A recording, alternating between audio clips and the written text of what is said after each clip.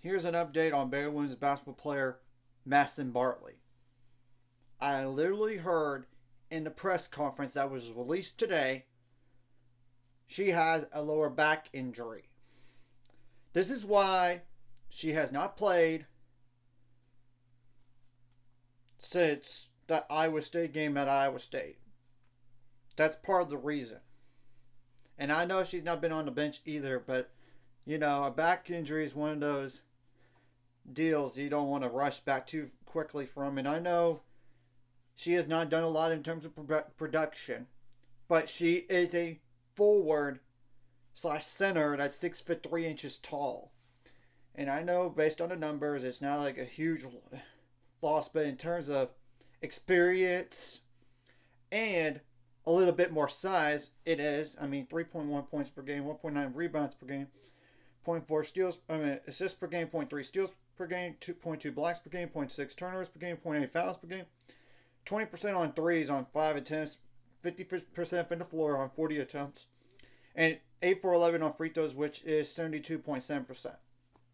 And I know in the past she's been really good at Belmont. I think part of the reason of the struggle this year, besides the injury, is transitioning from a mid-major level in basketball to a Power 5 level. And she does have another year of eligibility if she so chooses. It's just, but in terms of the now, obviously Baylor plays Texas tomorrow, and that's not going to be an easy game. That's the truth. And we got going to go to road to Houston, which we beat Houston pretty handily at home. But you got to go on the road to BYU, and BYU nearly scared the pants off of Kansas State. I know they're not ranked at 12-9 overall. Then you got, and I don't know also how long is Madison Bartley going to stay out. That's the thing. I really don't know. I'm just going to go with the rest of the schedule here. Potentially ranked West Virginia team. Then on the road Oklahoma, which they're receiving votes. And maybe they're going to be ranked down the line. I don't know. Then you got Texas Tech at home. You got Kansas at home, which hopefully we get revenge in that game after that 21-point beatdown. Then you got West Virginia again. That, like I said, could be ranked or receiving votes. But it's on the road this time. And you got to go on the road to Cincinnati, which Cincinnati beat Oklahoma State. In the last game is Oklahoma State, and you get that at home. And we really do need to find a way. Baylor needs to find a way to beat Texas tomorrow in order to move up in the standings and push Texas down. I'm just telling the truth, and especially we need it because I know it's likely that Iowa State's not going to go win out the rest of the way when you look at their schedule. And they had 3 conference losses themselves. And the truth is, they're probably going to lose somewhere else when you look at their schedule at least once. One more conference loss, maybe even 2 or 3. And we cannot control about Kansas State. We just can't, even though they're undefeated. Luckily, they go on the road tonight to Oklahoma, and hopefully Oklahoma beats them. We really need Kansas State to lose, obviously. And we don't play Kansas State again in a regular season, as you could tell by Baylor's schedule. But they got to go on the road to Texas after Oklahoma, and that won't be an easy game, regardless if Texas wins or loses to Baylor. And you got to go on the road to Iowa State. And you got to play Iowa State at home, which I think they're going to at least lose one time to Iowa State. And they got West Virginia at home, and they still don't have Aoka Lee until at least the 17th. So it's possible that they're going to lose twice, maybe even 3 times before then. And even if she comes back they could still lose another game with her. So this is just an update on the situation. And we only play Oklahoma once. Baylor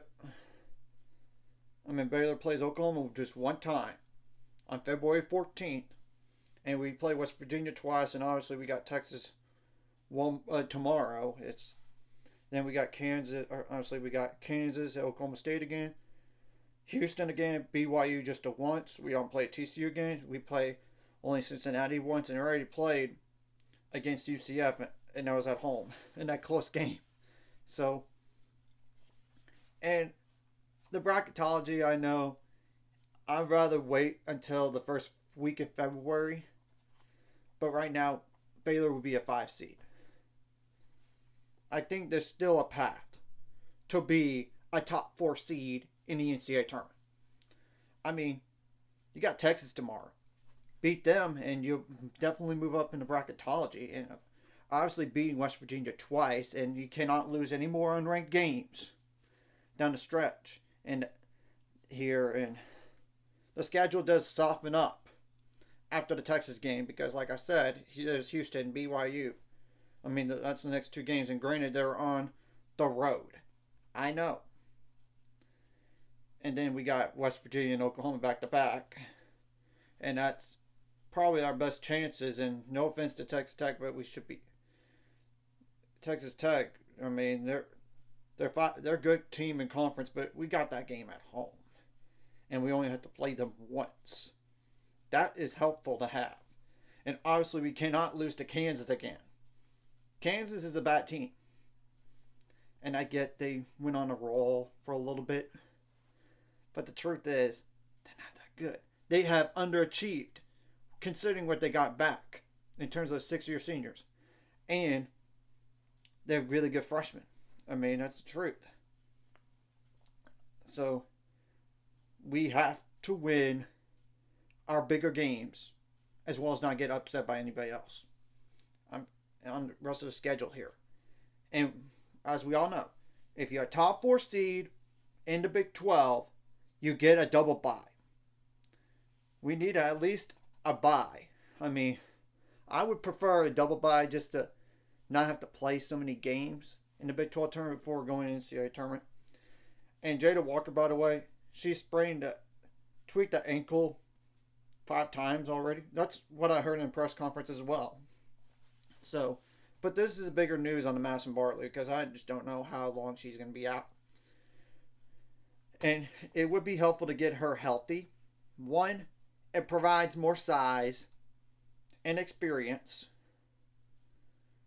I mean, that's 2 reasons why. Size and experience. And adds more depth in the front court. So anyways, if you like this content, hit the like and subscribe button. See you guys later. On the road to 600 subscribers. Of course, ultimate goal is 1,000 more. So make money out this course. Liking video, comment video really helps YouTube algorithm so more people can see it. Sharing the video does help as well, so more people can watch. And if you're watching and not subscribed, hit subscribe button. It's free, the notification bell as well.